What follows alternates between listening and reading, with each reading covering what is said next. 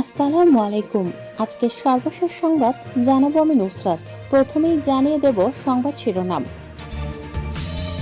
তথ্য হালনাগাদের নির্দেশনা প্রধানমন্ত্রীর শিক্ষা সহায়তা ট্রাস্টের। ইসরায়েল সফরে ভারতের প্রধানমন্ত্রী মোদি ভাষণ দেবেন নেসেটে। ওয়াশিংটনে ছুরিকাঘাতে নিহত 4 পুলিশের গুলিতে প্রাণ গেছে হামলাকারীরও। সর্বশেষে জানাবো, সেনাবাহিনীর মনোবল ভাঙতেই 57 কর্মকর্তাকে হত্যা বললেন মির্জা ফখরুল। শিরোনাম শুনলেন, এবারে বিস্তারিত। তথ্য হালনাগাদের নির্দেশনা প্রধানমন্ত্রীর শিক্ষা সহায়তা ট্রাস্টের। প্রধানমন্ত্রীর শিক্ষা সহায়তা ট্রাস্টের আওতায় বাস্তবায়নাধীন সমন্বিত উপবৃত্তি কর্মসূচি HSPHIS সফটওয়্যারে শিক্ষার্থীদের অভিভাবক ও ব্যাংক হিসাব সংক্রান্ত তথ্য হালনাগাদের নির্দেশনা দেওয়া হয়েছে। শিক্ষা প্রতিষ্ঠানগুলোকে আগামী 8 মার্চের মধ্যে কার্যক্রম শেষ করতে হবে। মঙ্গলবার প্রধানমন্ত্রীর শিক্ষা সহায়তা ট্রাস্টের ওয়েবসাইটে প্রকাশিত এক চিঠিতে তথ্য জানা যায়। বিষয়টি অতীব জরুরি বলে উল্লেখ করা হয়।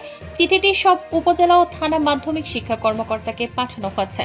চিঠিতে জানা যায়, প্রধানমন্ত্রীর শিক্ষা সহায়তা ট্রাস্টের আওতায় বাস্তবায়নাধীন সমন্বিত উপবৃত্তি কর্মসূচির HSPHIS সফটওয়্যারে বর্তমানে সক্রিয় সুবিধাভোগী শিক্ষার্থীদের মধ্যে যেসব শিক্ষার্থীর বাবা মা জীবিত থাকা সত্ত্বেও বাবা মা ব্যতীত অন্যান্য ব্যক্তিকে অভিভাবক হিসেবে নির্বাচন করেছে এবং তাদের নামে খোলা হিসাব নম্বরে উপবৃত্তির অর্থ প্রাপ্তির লক্ষ্যে সফটওয়্যারে এন্ট্রি দিয়েছে, এমন শিক্ষার্থীদের শিক্ষা প্রতিষ্ঠান কর্তৃক অভিভাবক হিসেবে বাবা মাকে নির্বাচন এবং বাবা মা অথবা শিক্ষার্থীর নিজ নামে স্কুল ব্যাংকিং হিসাব নম্বর এন্ট্রি করে তথ্য হালনাগাদকরণ করা প্রয়োজন।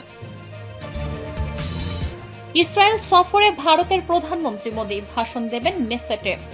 দ্বিপক্ষীয় কূটনৈতিক ও কৌশলগত সম্পর্ক আরও সুদৃঢ় করতে 2 দিনের রাষ্ট্রীয় সফরে বুধবার ইসরায়েলে পৌঁছাবেন ভারতের প্রধানমন্ত্রী নরেন্দ্র মোদি।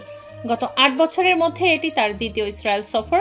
এই সফরে তিনি ইসরায়েলের পার্লামেন্ট নেসেটে একটি বিশেষ ভাষণ দেবেন, যা দুই দেশের ক্রমবর্ধমান বন্ধুত্বের প্রতীক হিসেবে দেখা হচ্ছে। ইসরায়েলের প্রধানমন্ত্রী বেনিয়ামিন নেতানিয়াহু গত সপ্তাহে মোদিকে তার ঘনিষ্ঠ বন্ধু হিসেবে অভিহিত করে এই সফরের ঘোষণা দিয়েছিলেন। 2017 সালে মোদির ঐতিহাসিক সফরের পর দুই দেশের মধ্যে প্রযুক্তি, কৃষি ও নিরাপত্তা খাতে সহযোগিতা এক নতুন উচ্চতায় পৌঁছেছে। মোদির এই সফর এমন এক সময় অনুষ্ঠিত হচ্ছে যখন প্রতিরক্ষা খাতে দুই দেশের অংশীদারিত্ব বিশ্বজুড়ে আলোচনার কেন্দ্রে রয়েছে। স্টকহোম ইন্টারন্যাশনাল পিচ রিসার্চ ইনস্টিটিউটের সাম্প্রতিক তথ্য অনুযায়ী 2020 থেকে 2024 সালের মধ্যে ইসরায়েল বিশ্বের 8ম বৃহত্তম অস্ত্র রপ্তানিকারক দেশ হিসেবে আবির্ভূত হয়েছে। ওয়াশিংটনে ছুরিকাঘাতে নিহত 4 পুলিশের গুলিতে প্রাণ গেছে হামলাকারীরও। যুক্তরাষ্ট্রের ওয়াশিংটনে এক ব্যক্তির ছুরিকাঘাতে 4 জন নিহত হয়েছেন। পরে পুলিশের গুলিতে 32 বছর বয়সী সন্দেহভাজন ওই হামলাকারীরও প্রাণ হারান। মঙ্গলবার স্থানীয় সময় সকালে টাকোমো শহরের উত্তর পশ্চিমের কি পেনিনসুলা এলাকার একটি বাড়ির সামনে ভয়াবহ ঘটনা ঘটে।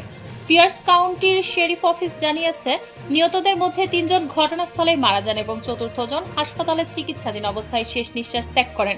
মাদকাসক্তি ও মানসিক সমস্যায় ভোগা এক যুবকের পারিবারিক বিরোধের জেরে এই নৃশংস হত্যাকাণ্ডের সূত্রপাত হয়েছে বলে প্রাথমিক তদন্তে জানা গেছে।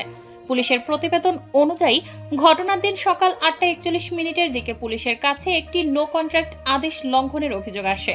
মূলত এক নারী তার মাদকাসক্ত মানসিক বিকারগ্রস্ত ছেলের বিরুদ্ধে আদালতের এই সুরক্ষা আদেশ চেয়েছিলেন। পুলিশ যখন সেই আদেশের অনুলিপি নিয়ে ব্যক্তিগতভাবে সন্দেহভাজন ওই ব্যক্তির কাছে পৌঁছাতে যায়, তখন তিনি হিতাহিত জ্ঞান হারিয়ে বাড়ির বাইরে এলোপাতাড়ি ছুরিকাঘাত শুরু করেন। সেনাবাহিনীর মনোবল ভাঙতেই 57 কর্মকর্তাকে হত্যা বললেন মির্জা ফখরুল। স্থানীয় সরকার, পল্লী উন্নয়ন ও সমবায় মন্ত্রী মির্জা ফখরুল ইসলাম আলমগীর বলেছেন, সেনাবাহিনীর মনোবল ভেঙে দিতেই বিডিআর বিদ্রোহে 57 সেনা কর্মকর্তাকে হত্যা করা হয়। বুধবার রাজধানীর বনানীর সামরিক কবরস্থানে শহীদ সেনাদের কবরে শ্রদ্ধা জানানো শেষে তিনি এ মন্তব্য করেন। জাতীয় শহীদ সেনা দিবস উপলক্ষে শ্রদ্ধা নিবেদন করা হয়। ফখরুল ইসলাম আলমগীর বলেন, 2009 সালের 25শে ফেব্রুয়ারি আমাদের জাতির জন্য অত্যন্ত লজ্জার ও কলঙ্কজনক একটি অধ্যায় বলে আমরা মনে করি। এই দিনে 57 সেনা কর্মকর্তা সহ প্রায় 72 জন কর্মকর্তা কর্মচারীকে হত্যা করা হয়। দেশের পুরো নিরাপত্তা ব্যবস্থাকে ভেঙে দেওয়ার গভীর চক্রান্ত করা হয়েছিল এই দিনে। একই সঙ্গে 57 সেনা কর্মকর্তাকে হত্যা করে বাংলাদেশ সেনাবাহিনীর মনোবল ভেঙে দেওয়ার চেষ্টা করা হয়েছিল। কিন্তু স্বাধীনতার সার্বভৌমত্ব ও গণতন্ত্র রক্ষা করার জন্য ঘুরে দাঁড়িয়েছেন দেশের জনগণ।